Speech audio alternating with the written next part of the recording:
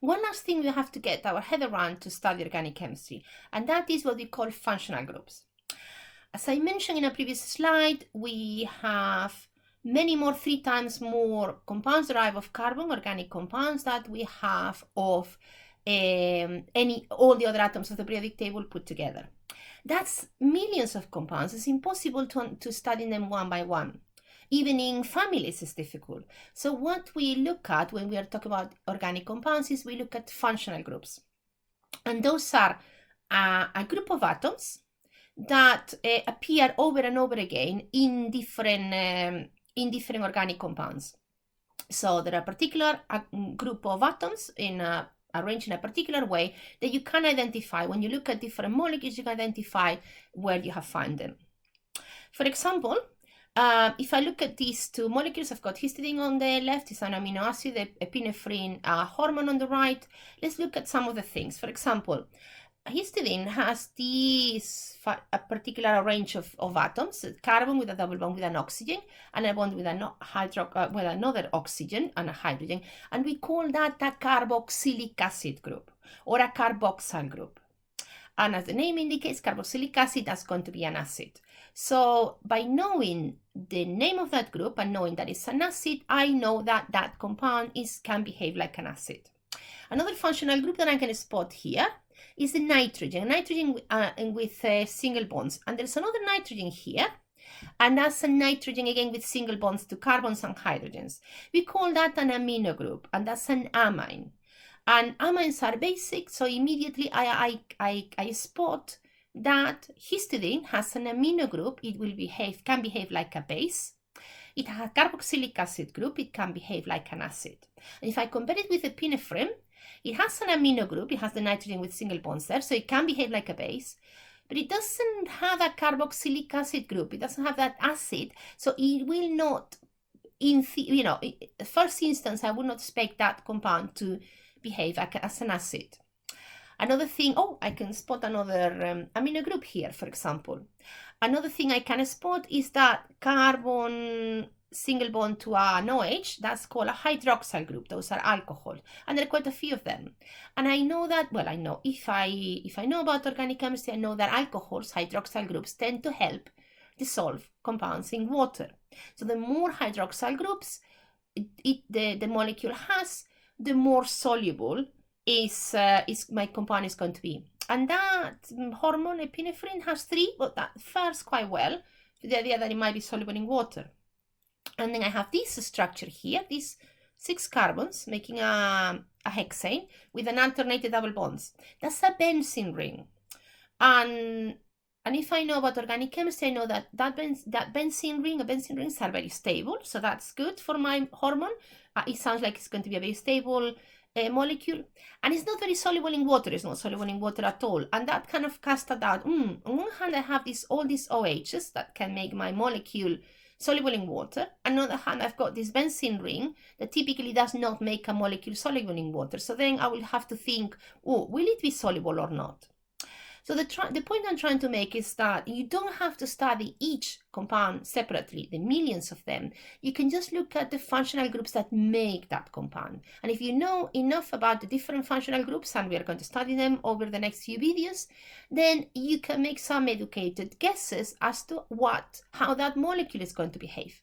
As an acid, as a base, will it be soluble in water? Will it not be soluble in water?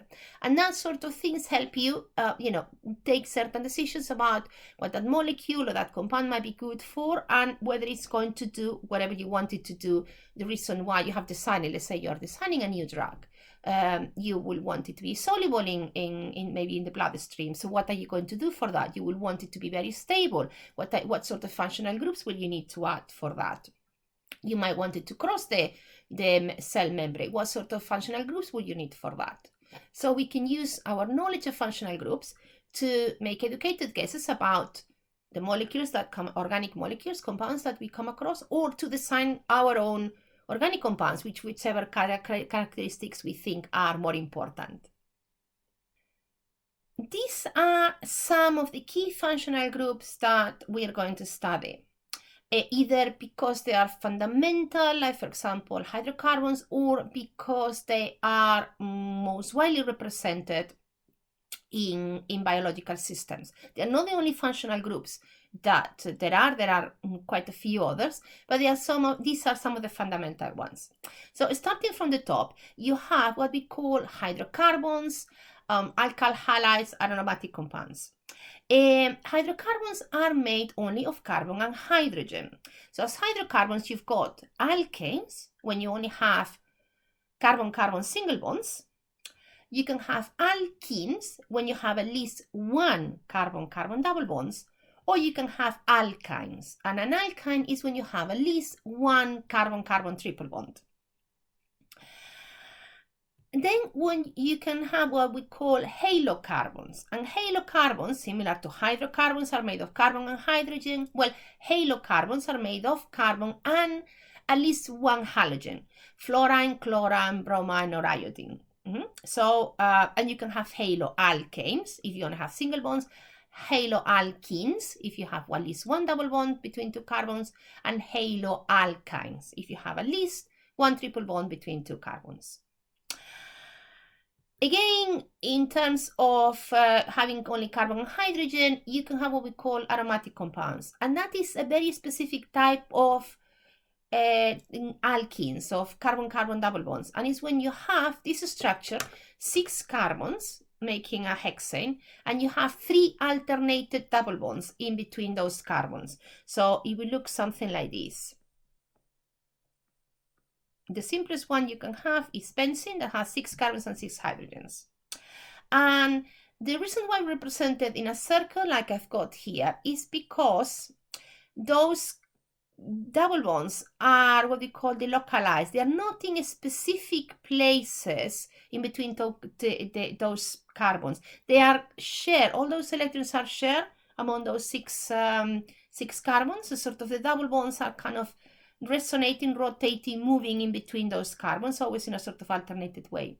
And we call that resonance. And that's why in many places you will see that a benzene ring is drawn as a, well, hexane shape, because the 6 carbons are in a hexane, hexagonal, cyclohexagonal structure, and it has a circle in the middle. That's what it means. They have those triple bonds are not, sorry, those double bonds are not fixed between carbons, they are across the whole molecule. So now, slightly more complicated structures, when you have more exciting chemistry, is when you have functional groups that contain at least 1 atom of oxygen, if not 2. You can have alcohols. Ethanol, you know, common alcohol is the most famous one. Alcohol is when you have a carbon attached to an OH group. And we call this OH group a hydroxyl group. Let me write it. Hydroxyl group. So the family of compounds that have this at least one OH, we call them alcohols. But the group itself, that OH, we call it hydroxyl group. Then you can have ethers. And if you look at the shape of ether, it's an oxygen in between 2 carbons, and it looks a little bit like the molecule of water. It has nothing to do with water. You cannot make it from water. You cannot dissolve it in water. But the shape, this oxygen with a V shape and 1 carbon each side, is what we call an ether. The next ones are called aldehydes and ketones, and these have this carbon double bond oxygen. If you look across all the functional groups, I'm showing you this carbon double bond oxygen appears all over the place in quite a few functional groups. This is a really strong bond. Carbon and oxygen are next to each other in the periodic table. They have similar shape. This is a double bond, so it's much stronger than it was only a single bond. So it's a very, very stable structure. This carbon double bond oxygen is very stable. And on the other hand, it is very reactive, which it seems to have the best of both worlds. It's very reactive because that sharing of electrons between the carbon and the oxygen is not equal share. The oxygen is pulling a lot from the electrons from the bond, leaving the carbon quite as protected. We show that as oxygen having a partial negative charge. It means the electrons are mostly controlled by the oxygen, and that leaves the carbon with what we call a partial positive charge. The carbon is mostly not in control of the electrons, it's the oxygen. That means that it can react with different types of molecules, because if you find a compound that is attracted to positive charges, it will attack the carbon. And if you find a compound that is attracted to kind of a negative charge that is lacking electrons, it will attack the oxygen. But because the structure is so stable, the carbon double bond oxygen is so stable as a structure, it means that it will react really well, but if at all possible, it will come back in a different compound. And that's why you have it all over the place. So the name of that group, carbon double bond oxygen, is what we call a carbonyl group. Carbonyl. And it's important that you become familiar with this name because you will hear it a lot in the next few years. So carbonyl group is a carbon double bond oxygen. What's the difference between aldehydes and ketones? Look at the aldehyde, you will see that the carbonyl group is at the end of the molecule because it's attached to a hydrogen, while the ketone is between a carbonyl group in between two carbons. And it doesn't sound like such a big difference, but actually the chemistry they both have is quite different because that hydrogen there at the end of the molecule attached to the carbonyl group, it makes it quite reactive. So they are considered two different functional groups, just because although they look very similar, it's a carbon double bond oxygen either at the end of a carbon chain or in the middle of a carbon chain, the chemistry is quite different. The next one is what we call a carboxylic acid or a carboxylate group or a carboxyl group. Carbon double bond oxygen, and the carbon is also attached to an OH. And these are the acids of organic chemistry, weak acids. You think acetic acid, for example, is a carboxylic acid group. Sorry, it's a carboxylic acid. They are weak acids, and that's going to be the big thing they do. They behave as acids, as weak acids. The next compound you have is what we call an ester. And if you look at the difference between a carboxyl group and an ester group, or a carboxylic acid and an ester, the carbon double bond oxygen is the same, the carbon bonded with a single bond to the oxygen is the same, but here you have a hydrogen, here you have another carbon. So there's a carbon chain coming off of there. And we'll see later that you can make esters from carboxylic acid. If you make a carboxylic acid react with an alcohol, you're going to get an ester. And finally, we have a couple of functional groups, important functional groups, that contain nitrogen. One of them is what we call amines. And they look a little bit like ammonia, the molecule of ammonia, NH3, but you can have either one carbon and a nitrogen, and the other two are hydrogens. You can have two carbons and a nitrogen, and the other one is a hydrogen, or you could have a nitrogen completely surrounded by carbons. We call them primary, secondary, tertiary amines. More about that in a different video. So amines is when you have a nitrogen attached with single bonds to carbons. And it can be completely surrounded by carbons, 3 of them, or only have 2 carbons, or only have one carbon. And the final group is what we call an amide. Look at the structure of the amide with respect to the carboxylic acid that we looked at before, this one here. It's a carbon double bond oxygen, and then the other bond is to a nitrogen and with a single bond. So that's what you get when you make a carboxylic acid react with an amine, you get an amide.